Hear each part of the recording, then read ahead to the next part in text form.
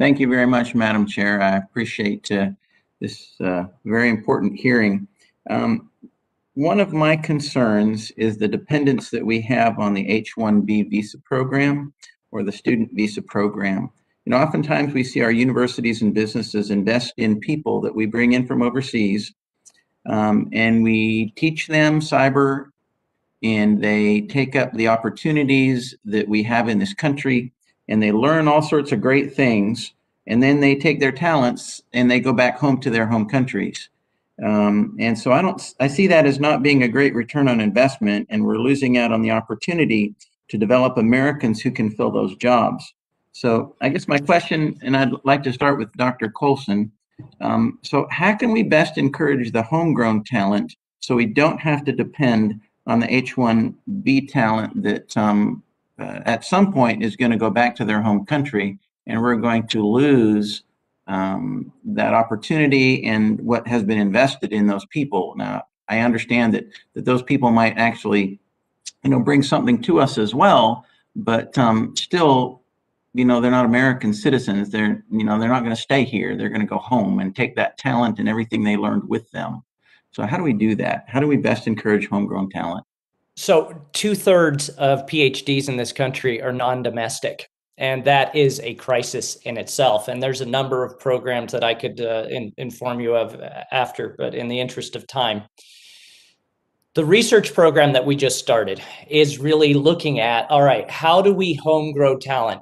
And it doesn't have to be all from R1 universities. Again, I'll go to my mantra, kids sometimes don't know how smart they are. So the program we created now with 38 universities, working with technical directors on actual problems, is meant to reach into the undergraduate level and start teaching them the science of research so that we can pipeline these and grow our domestic talent, and also develop an affinity for the real challenges that government is doing.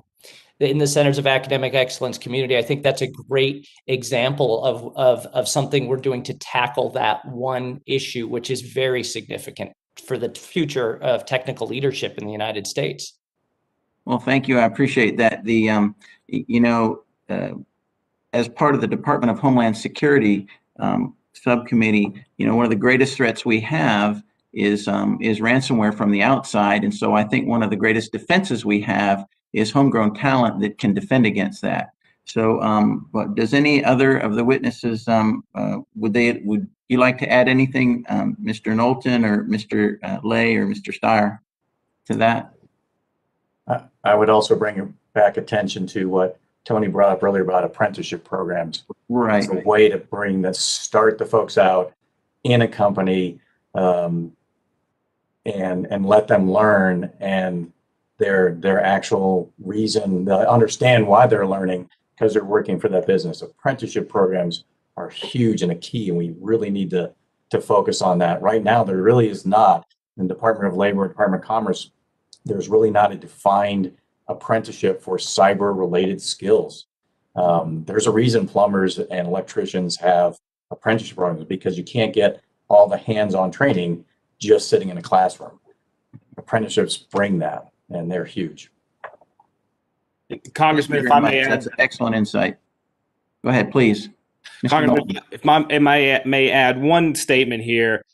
Research has shown that a child begins to form what they want to be when they grow up around the middle school level. That is 6th, 7th, and 8th grade. And if we look at other countries around the world and see where their dollars are being invested, it is in K-12 education. So in order to begin solving this pipeline issue that we have to focus on ensuring that we have students who are skilled and knowledgeable about the opportunities that exist in cybersecurity. All right, I like that. Thank you. I appreciate that. And unless anyone else has a comment, then Madam Chair, I yield back. I think that's great information, though.